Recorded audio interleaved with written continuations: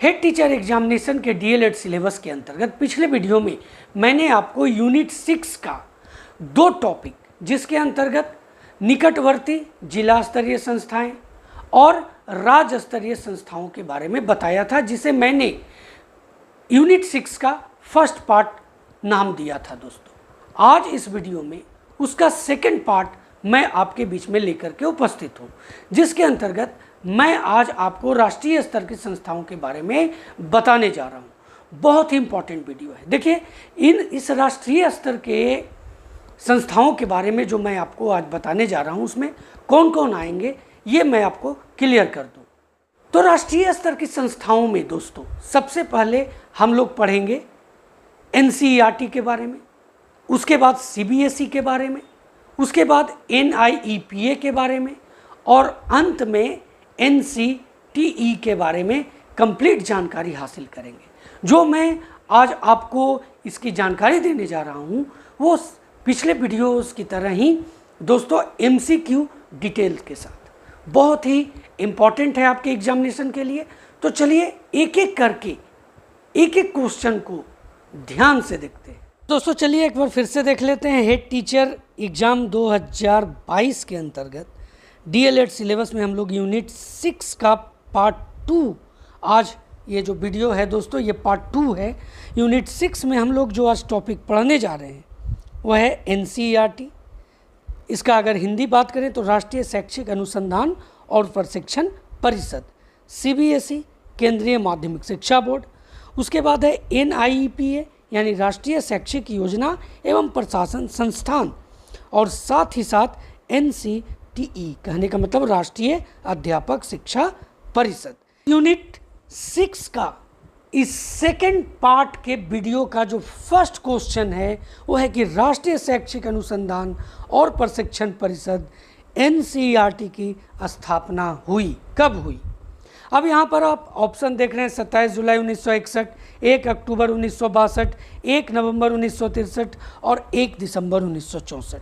अब देखिए यहाँ पर जो सही जवाब है वो ऑप्शन नंबर ए इसका सही जवाब है 27 जुलाई 1961 ईस्वी में। अब देखिए आपको बहुत जगह पर 1 सितंबर 1961 भी देखने को मिला होगा, इसके स्थापना का वर्ष, उसके बारे में भी मैं आपको क्लियर करूंगा। सबसे पहले जान लेते हैं कि ये एनसीईआरटी का फुल फॉर्म क्या होता है।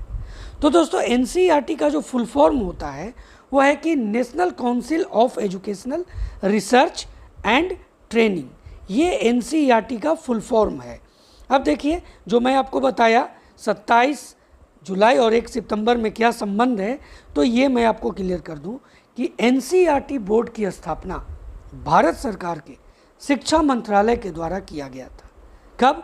तो 27 जुलाई सन 1961 को एनसीईआरटी की स्थापना की गई थी, लेकिन पूरा कार्य जो शुरू हुआ था वो दोस्तों 1 सितंबर 1961 को ही शुरू किया गया था। इसलिए आपको यहाँ पर कन्फ्यूजन नहीं होना है। अगर 27 जुलाई 1961 रहेगा तो ये 1 सितंबर 1961 नहीं रहेगा, अगर 1 सितंबर 1961 रहेगा तो 27 जुलाई नहीं रहेगा। अब ये अगर क्वेश्चन ही पूछ दे कि किस दिन से ही अपना कार्य शुरू किया, तब तो वहाँ पर सीधे सीधे जो आंसर होगा वो 1 सितंबर 1961 हो जाएगा। तो ये बातें आपको दिमाग में रखनी है, आप नोट कर लें इसे। अब चलिए आगे बढ़ते हैं। क्वेश्चन नंबर 2 है कि एनसीईआरटी का मुख्यालय है। तो दोस्तों इसका इलाहाबाद, लखनऊ, नई दिल्ली, मुंबई ये ऑप्शन है, तो सही जवाब है ऑप्शन नंबर सी, नई दिल्ली। एनसीईआरटी का मुख्यालय नई दिल्ली में है। आगे बढ़ते हैं। देखिए एनसीईआरटी भारत सरकार द्वारा 1961 में स्थापित एक स्वायत्त संगठन है, जैसा कि हम लोगों ने ऊपर भी देखा, और सोसाइटी पंजीकृत अधिनियम के तहत पंजीकृत भी है। नई दिल्ली स्थित अपने मुख्यालय के साथ यह शीर्ष संगठन स्कूली शिक्षा से संबंधित अकादमिक मामलों पर केंद्र और राज्य सरकारों की सहायता और सलाह देता है। तो ये बातें आपको ध्यान रखनी है कि ये एक शीर्ष संगठन है जो स्कूली शिक्षा से संबंधित अकादमिक मामलों में किसे, केंद्र और राज्य सरकारों को सहायता और सलाह देता है। नंबर 3 है कि एनसीईआरटी का प्रमुख उद्देश्य है। अब यहाँ पर एक एक ऑप्शन आप ध्यान से देखिए। शैक्षिक अनुसंधान को बढ़ावा देना, सहायता करना और समन्वय करना, ये इसके उद्देश्य के अंतर्गत आता है। शैक्षिक अनुसंधान को बढ़ावा देता है, सहायता करता है इसमें और समन्वय स्थापित करता है। पूर्व सेवा और सेवा में प्रशिक्षण का आयोजन करना, जितने भी शिक्षक हैं या शिक्षा से जुड़े जो बाकी व्यक्ति हैं उन सबको ये सेवा और सेवा पूर्व प्रशिक्षण का आयोजन करना भी एनसीईआरटी का उद्देश्य के अंतर्गत आता है। नवीनतम शैक्षिक पर शैक्षिक लक्ष्यों को प्राप्त करने के लिए आवश्यक साहित्य प्रकाशित करना, ये भी सही है। अब ऑप्शन डी है यहाँ पर कि व्यावसायिक शिक्षा के स्तर को बढ़ावा देना तथा लड़कियों को शिक्षा के प्रति जागरूक करना, ये भी इसका जो दोस्तों ये उद्देश्य के अंतर्गत आता है। तो यहाँ जो सही जवाब है ऑप्शन नंबर ई है, 1 से अधिक। क्वेश्चन है कि एनसीईआरटी का संगठन मुख्यतः कितने भागों में बटा हुआ है। अब देखिए 4 का जो सही जवाब है वो ऑप्शन नंबर बी है, 3 भागों में बटा हुआ है, ये इसका सही जवाब है। देखिए 3 भाग कौन कौन है ये जान लेते हैं। तो इसमें दोस्तों देखिए आप यहाँ पर व्यवस्थापिका समिति, परिषद कार्यालय और शैक्षिक अध्यक्ष बोर्ड, ये इसके 3 भागों में बटे हुए संगठन हैं। लोग एनसीईआरटी के कार्य के बारे में एक एक करके जानकारी हासिल करते हैं, क्योंकि इससे बहुत सारे क्वेश्चन बन सकते हैं। मैं आपको पूरा कार्य बता दूंगा। तो आपको जो क्वेश्चन मैं यहाँ पर लेकर के आया हूँ, टोटल नंबर ऑफ क्वेश्चंस दोस्तों मैं बता दूँ यहाँ पर 30 क्वेश्चंस हैं, लेकिन इन सबको अगर इंक्लूड कर दिया जाए तो ये काफ़ी ज़्यादा हो जाते हैं और पूरी जानकारी आपको हासिल हो जाती है। और उसके बाद एग्जामिनेशन में इससे रिलेटेड किसी तरह का भी क्वेश्चन आपसे पूछा जाए तो आपको दिक्कत नहीं होने वाली है। अब देखिए एक एक करके कार्य को जानते हैं। तो शिक्षा के स्तर में राष्ट्रीय स्तर पर सुधार एवं वृद्धि करना एनसीईआरटी का कार्य है। राष्ट्रीय स्तर पर सभी राज्यों में एक समान पाठ्यक्रम निर्धारण व शैक्षिक विकास को सुनिश्चित कर केंद्र तथा राज्यों में समन्वय स्थापित करना, ये इसका अगला कार्य हुआ। उसके बाद है कि विज्ञान व तकनीकी विकास के लिए परिषद यूनेस्को और यूनिसेफ के सहयोग से विद्यालय शिक्षा में सुधार करना, ये तीसरा कार्य। उसके बाद अगले कार्य की ओर बढ़ते हैं। किसका हम लोग कार्य देख रहे हैं? तो एनसीईआरटी, ध्यान दीजिए ये है। इसमें जो 4 नंबर इसके जो कार्य हैं दोस्तों, फंक्शन जो है इसका वो है परिषद कार्यरत शिक्षकों की ज्ञान वृद्धि व कौशल बढ़ाने के लिए सेमिनार व कार्यशालाओं का आयोजन। 5वां नंबर कार्य है कि शिक्षा के विकास के लिए कुशल एवं सुयोग्य शिक्षक तैयार करने के उद्देश्य से शिक्षण प्रशिक्षण की व्यवस्था करना। अब देखिए परिषद विस्तार कार्यक्रमों के अंतर्गत पुस्तकों का प्रकाशन, सर्वेक्षणों का प्रकाशन एवं पत्रिकाओं का प्रकाशन आदि कार्य करती है। कौन? एनसीईआरटी। ध्यान रखें आप इन सब चीज़ों को। देखिए उसके बाद जो क्वेश्चन नंबर 5 है कि एनसीईआरटी के विभागों की संख्या है। विभाग कितने हैं एनसीईआरटी के? तो इसका सही जवाब है ऑप्शन नंबर डी, यानी 10 विभाग हैं एनसीईआरटी के। देखिए एनसीईआरटी के विभाग जो हैं हम लोग यहाँ पर एक एक करके देख लेते हैं। पहला जो देख रहे हैं पूर्व प्राथमिक तथा प्रारंभिक शिक्षा विभाग, दूसरा है अनौपचारिक शिक्षा विभाग, तीसरा सामाजिक विज्ञान एवं मानविकी शिक्षा विभाग, नंबर 4 है विज्ञान शिक्षा विभाग, अध्यापक शिक्षा विभाग, विशेष शिक्षा विभाग, नारी अध्ययन विभाग, पाठ्यपुस्तक विभाग, नंबर 9 है प्रकाशन विभाग और नंबर 10 है सर्वेक्षण विभाग। तो दोस्तों इन सब को आपको नोट कर लेना चाहिए, आपके एग्जामिनेशन में इससे प्रश्न पूछे जा सकते हैं। क्वेश्चन 6 है कि निम्नलिखित में से किस क्षेत्र में एनसीईआरटी मनोविज्ञान का प्रयोग कर रहा है? नंबर 6 का जो सही जवाब है ऑप्शन नंबर ए है पाठ्यपुस्तकों का निर्माण। पाठ्यपुस्तकों का निर्माण सही जवाब ऑप्शन नंबर ए होगा। इसमें जो एनसीईआरटी है वो मनोविज्ञान का प्रयोग कर रहा है लगातार। नंबर 7 है कि एनसीईआरटी के अनुसार स्कूल प्रशासक के लिए प्रथम और सबसे महत्वपूर्ण गुणवत्ता क्या है? तो इसका सही जवाब देखिए समयनिष्ठता, नेतृत्वता, ईमानदारी, योग्यता, ये सब तो चाहिए, लेकिन जो सही ऑथेंटिक जवाब है यहाँ पर ऑप्शन नंबर बी नेतृत्वता।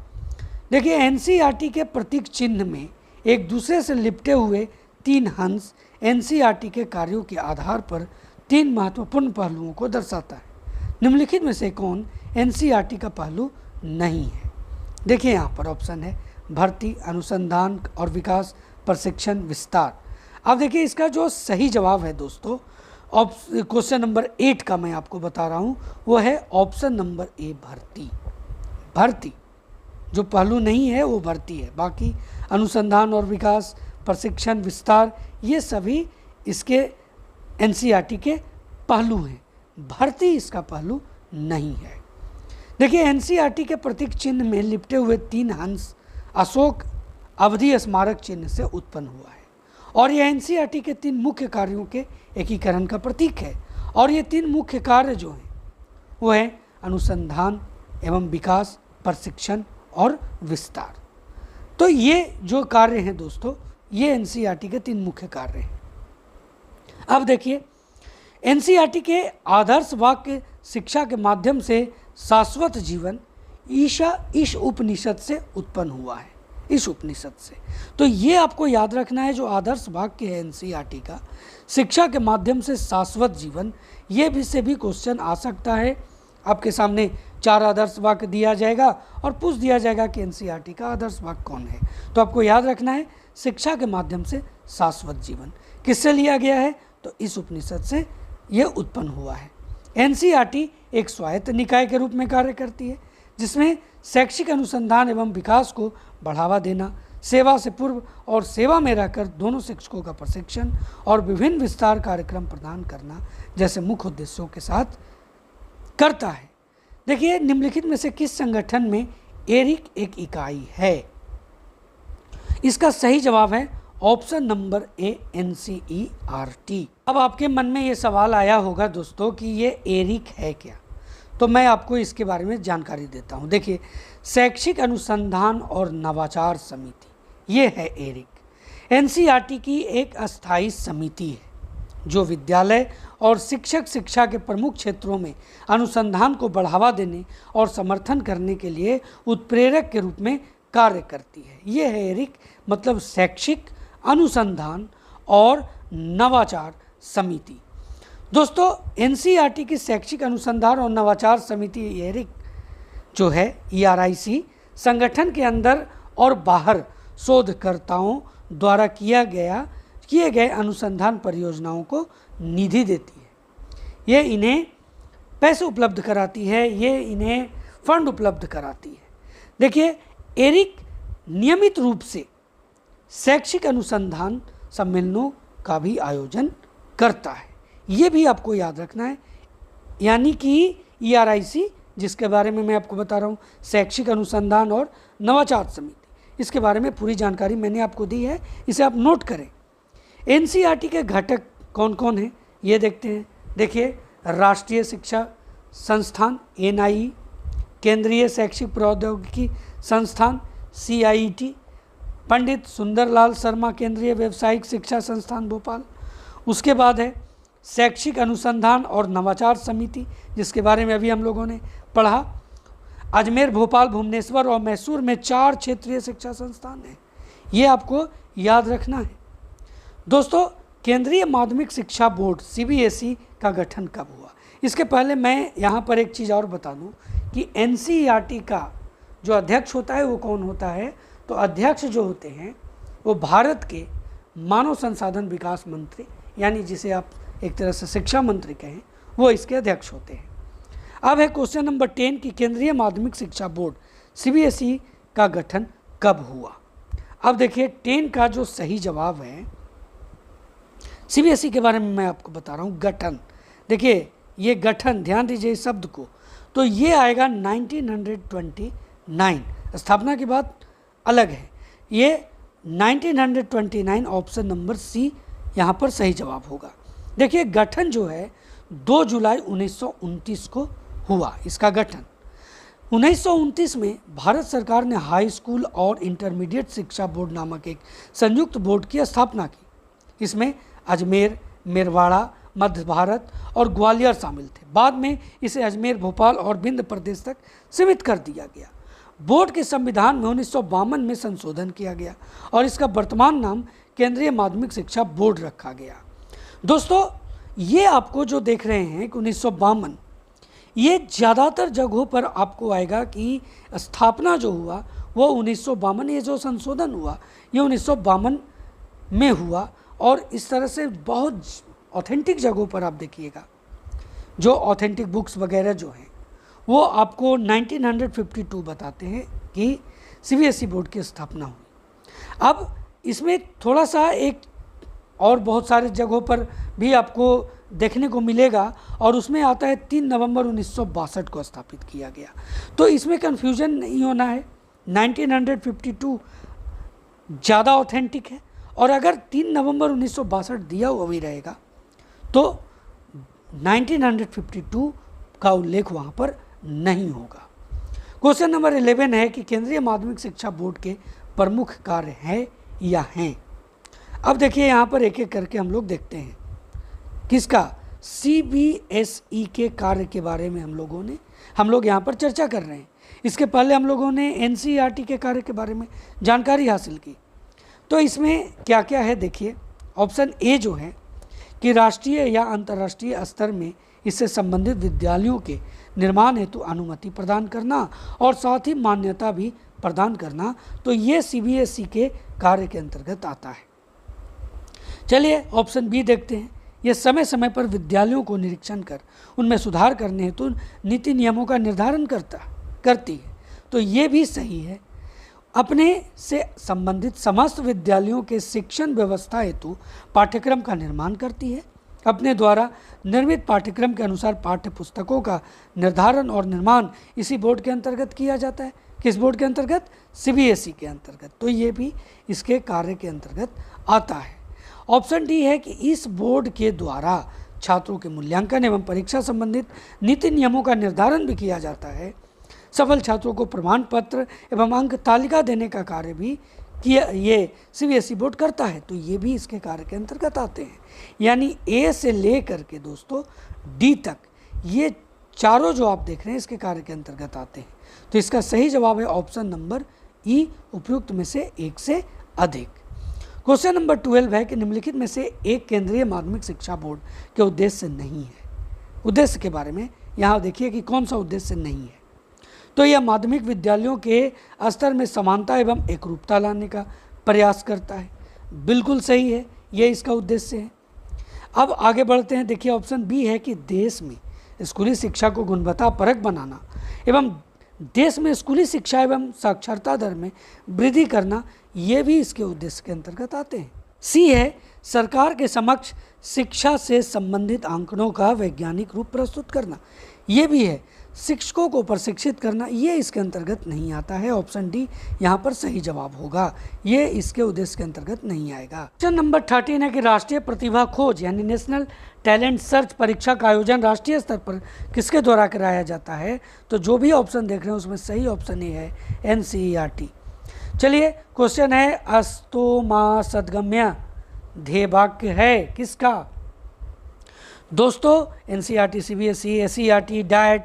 तो यहाँ पर जो सही जवाब है वो ऑप्शन नंबर बी है, सीबीएसई का ये वाक्य है अस्तो मा सद्गम्य। ये आपको याद रखना है। सीबीएसई के अंतर्गत आने वाले विद्यालय हैं एक से, मतलब यहाँ पर अगर एक से अधिक आते हैं तो इस तरह से ये और आपको क्वेश्चन दिया गया है। तो 15 में देखिए सीबीएसई के अंतर्गत जो आने वाले विद्यालय हैं, भारत के केंद्रीय विद्यालय, बिल्कुल। सभी जवाहर नवोदय विद्यालय, ये भी सही है। केंद्रीय तिब्बती विद्यालय, ये भी सही है। कुछ निजी और सार्वजनिक स्कूल, ये भी सही है। यानी इसका जो सही जवाब है ऑप्शन नंबर ई, उपयुक्त में से एक से अधिक। क्वेश्चन नंबर 16 है कि केंद्रीय माध्यमिक शिक्षा बोर्ड सीबीएसई के नए अध्यक्ष पद का भार सौंपा गया है किसे? अब देखिए यहाँ पर ऑप्शन है विनीत जोशी, मनोज आहूजा, निधि छिब्बर, मनोज सिन्हा। तो 16 का जो सही जवाब है दोस्तों वो है निधि छिब्बर। इन्हें जो है वो केंद्रीय माध्यमिक शिक्षा बोर्ड का नए अध्यक्ष पद का भार सौंपा गया है। 17 है कि राष्ट्रीय शैक्षिक योजना तथा प्रशासन संस्थान NIEPA की स्थापना कब हुई? तो 17 का जो सही जवाब है वो 1962 है, 1962, ऑप्शन नंबर सी। देखिए यह संस्थान सन 1962 में यूनेस्को के साथ 10 वर्षीय संविदा के अनुसार स्थापित किया गया। उस समय इसका नाम था Asian institute of educational planning and administration. दोस्तों, संविदा की समाप्ति के बाद भारत सरकार ने शिक्षा आयोग की अनुशंसा पर इस संस्थान को अपने हाथों में ले लिया। भारत सरकार ने उसका नाम रखा national staff college for educational planning and administration. ये भारत सरकार ने नाम रखा। दोस्तों, ये आपको नोट कर लीजिए, क्योंकि इस तरह के क्वेश्चन आपसे क्वेश्चन एग्जामिनेशन में पूछे जाएंगे कि जो इसका 1962 में जब स्थापित हुआ तो उस समय इसका जो नाम था Asian institute of educational planning and administration, और जब भारत सरकार ने शिक्षा आयोग की अनुशंसा पर इस संस्थान को अपने हाथों में लिया तब इसका नाम रखा गया national staff college for educational planning and administration. तो इसको आपको याद रखना है, फुल फॉर्म भी आपको याद रखना है। भारत सरकार ने इस संस्थान को वर्तमान नाम राष्ट्रीय, ऐसे हम लोग इसको नेपा पढ़ते हैं ना, तो वर्तमान नाम राष्ट्रीय शैक्षिक योजना एवं प्रशासन संस्थान national institute of educational planning and administration Nipah कब दिया? ये क्वेश्चन है 1966, 1972, 1982, 1979। तो इसका जो सही जवाब है दोस्तों 18 का, वो मैं आपको बता दूं, ऑप्शन नंबर डी है 1979। क्वेश्चन नंबर 19 है कि शैक्षिक योजना एवं प्रशासन के क्षेत्र में इसके द्वारा किए जा रहे कार्यों को देखते हुए भारत सरकार ने कब इसका उन्नयन करके मानद विश्वविद्यालय का दर्जा प्रदान किया ताकि वह स्वयं उपाधि प्रदान कर सके। बहुत ही इंपॉर्टेंट क्वेश्चन को आप एक बार फिर से पढ़ सकते हैं कि शैक्षिक योजना एवं प्रशासन के क्षेत्र में इसके द्वारा किए जा रहे कार्यों को देखते हुए भारत सरकार ने कब इसका उन्नयन करके मानद विश्वविद्यालय का दर्जा प्रदान किया ताकि यह स्वयं उपाधि प्रदान कर सके। जनवरी 1992, मार्च 2002, अप्रैल 2004, अगस्त 2006। तो दोस्तों, इसका जो सही जवाब है वो ऑप्शन नंबर डी है, यानी कि अगस्त 2006। ये ऑप्शन नंबर डी इसका सही जवाब हुआ। अब आ जाते हैं क्वेश्चन नंबर 20 कि राष्ट्रीय शैक्षिक योजना एवं प्रशासन विश्वविद्यालय न्यूपा में कितने विभाग हैं? तो 20 का जो सही जवाब है वो है ऑप्शन नंबर डी, 10 विभाग हैं। राष्ट्रीय शैक्षिक योजना और प्रशासन परिषद न्यूपा में 10 विभाग हैं टोटल। राष्ट्रीय शैक्षिक योजना और प्रशासन संस्थान में को बेहतर संस्थान और प्रबंधन के लिए 8 अलग अलग शैक्षिक विभाग और 2 केंद्र हैं। ये दोनों 8 शैक्षिक विभाग और 2 केंद्र लगाकर 10 किया गया है। कौन कौन है? शैक्षिक योजना विभाग, शैक्षिक वित्त विभाग, विभाग स्कूल और अनौपचारिक शिक्षा, शैक्षिक प्रबंधन सूचना प्रणाली विभाग, शैक्षिक प्रशासन विभाग, शैक्षिक नीति विभाग, उच्च और व्यावसायिक शिक्षा विभाग। आप नोट करते जाएंगे इसे। शिक्षा में प्रशिक्षण और क्षमता निर्माण विभाग, उच्च शिक्षा में नीति अनुसंधान केंद्र और स्कूल नेतृत्व के लिए राष्ट्रीय केंद्र। ये हैं टोटल। दोस्तों, नीपा के कार्य क्या क्या है, अब इसको एक एक करके देखते हैं। देखिए, शिक्षा नियोजनों तथा प्रशासनों का प्रशिक्षण, ये 1 नंबर में।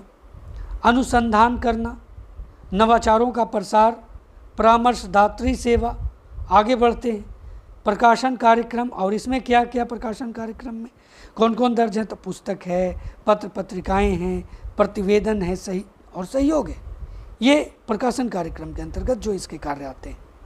क्वेश्चन नंबर 21 है कि राष्ट्रीय शैक्षिक योजना एवं प्रशासन विश्वविद्यालय national university of educational planning and administration NUEPA दोस्तों का प्रधान कौन होता है? बहुत ही इम्पॉर्टेंट ये क्वेश्चन है।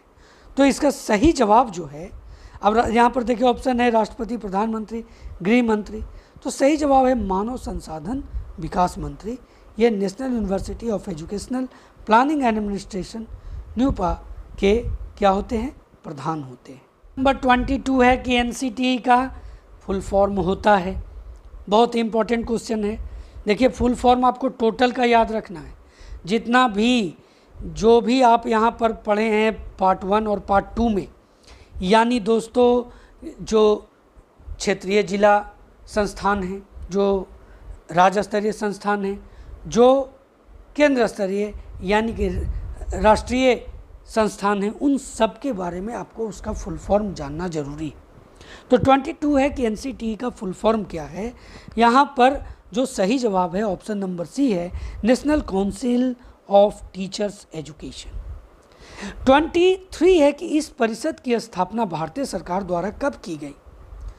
देखिए 23 का जो सही जवाब है वो ऑप्शन नंबर सी है, 1995। इसके बारे में आपको पूरी जानकारी मैं अभी मुहैया कराता हूँ। देखिए NCERT की स्थापना 1995 में हुई थी। इसका गठन 17 अगस्त 1995 में राष्ट्रीय अध्यापक शिक्षा परिषद अधिनियम 1993 77वां के अनुसरण के एक स्वायत्त निकाय के रूप में किया गया था।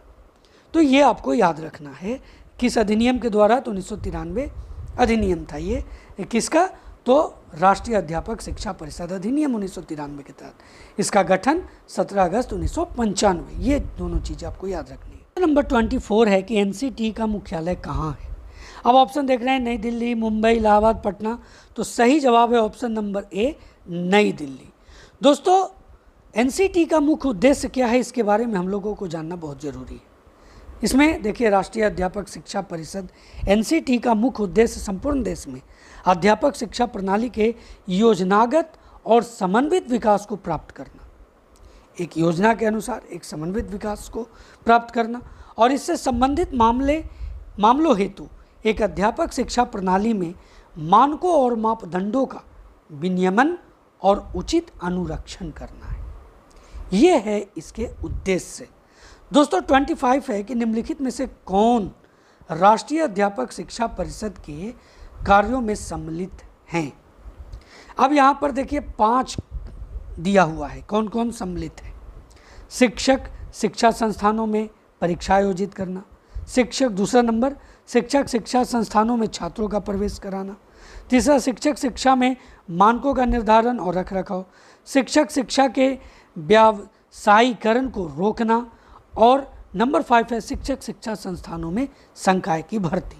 अब देखिए 25 जो है, अब उसमें कौन कौन सही है हम लोग देखते हैं। यहाँ पर ऑप्शन ए है कि 1 और 2, 2 और 3, 4 और 5, 3 और 4। तो 25 का जो सही जवाब है वो ऑप्शन नंबर ए है, 1 और 2। यानी अगर यहाँ पर हम लोग बात करें 1 और 2 का, तो वो क्या है, तो शिक्षक शिक्षा संस्थानों में परीक्षा आयोजित करना, शिक्षक शिक्षा संस्थानों में छात्रों का प्रवेश कराना।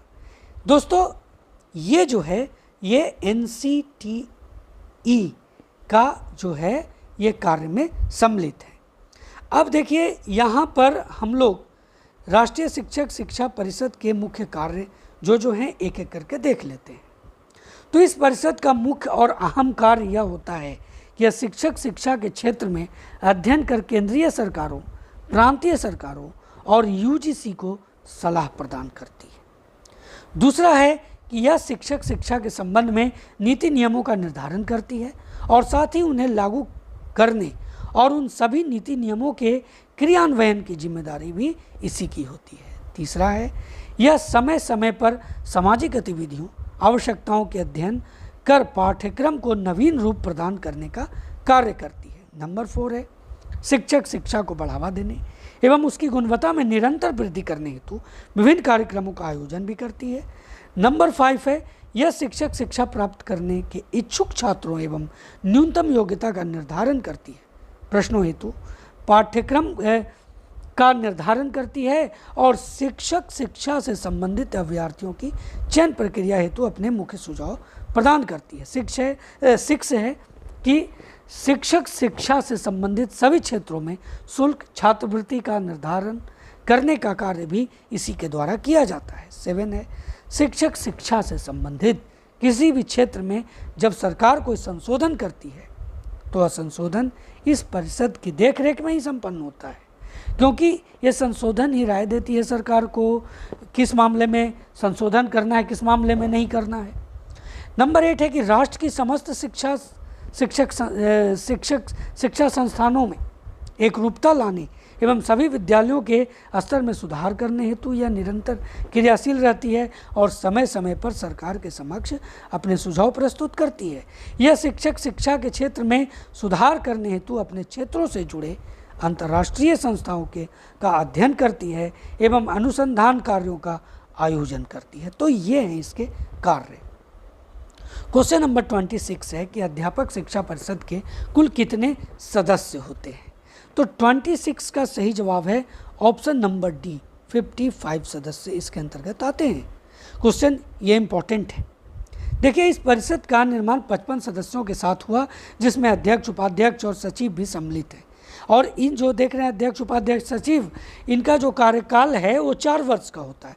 और जो बाकी जो बच गए दोस्तों, इनको छोड़ करके यानी 52 जो सदस्य हैं शेष, उनका कार्यकाल 2-2 वर्ष का होता है। क्वेश्चन 27 है कि मोहम्मद अख्तर सिद्दीकी अध्यक्ष हैं किसके? तो 27 का सही जवाब है ऑप्शन नंबर डी, एनसीटी के अध्यक्ष हैं मोहम्मद अख्तर सिद्दीकी। देखिए 28 है कि निम्नलिखित में से कौन से संगठन मुख्य रूप से शिक्षक शिक्षा के नीति निर्माण और गुणवत्ता नियंत्रण पहलुओं से जुड़े? CBSE, ICSSR, NCERT, SCERT या NCTE। अब इसमें कौन कौन है तो मैं आपको बता दूं, यहाँ पर 3, 4, 5 जो आप देख रहे हैं, ये जो है वो शिक्षक शिक्षा के नीति निर्माण और गुणवत्ता नियंत्रण पहलुओं से जुड़े हैं। तो यहाँ पर 3, 4, 5 सही है। अब 3, 4, 5 किस में आता है? तो इसका जो सही जवाब है ऑप्शन नंबर बी। दोस्तों नेक्स्ट क्वेश्चन है कि national council for teacher education है एक कैसा? स्वायत्त, निजी संस्थान, सरकारी संस्थान या संस्थानों का समूह? तो इसका जो सही जवाब है ऑप्शन नंबर ए है, स्वायत्त संस्थान है। क्वेश्चन नंबर 30 है कि राष्ट्रीय शिक्षक शिक्षा परिषद के क्षेत्रीय कार्यालयों की संख्या आपको बतानी है, कितना है? तो 30 का सही जवाब है दोस्तों ऑप्शन नंबर ए, 4 है। 4 जो है ये क्षेत्रीय कार्यालय हैं किसके? NCT के, यानी राष्ट्रीय शिक्षक शिक्षा परिषद के। ये कौन है ये मैं आपको बता दूं। देखिए भोपाल, यहाँ पर आप देख रहे हैं भोपाल, भुवनेश्वर, बेंगलुरु और जयपुर, ये इसके क्षेत्रीय समितियां हैं। तो दोस्तों यह था राष्ट्रीय स्तर की संस्थाओं की पूरी जानकारी, जिसके अंतर्गत मैंने आपको NCERT, CBSE, NIEPA और साथ ही साथ NCTE की पूरी जानकारी MCQ डिटेल के साथ आपके बीच में रखा। उम्मीद है आपके एग्जामिनेशन के लिए ये मोस्ट वैल्यूएबल साबित हो।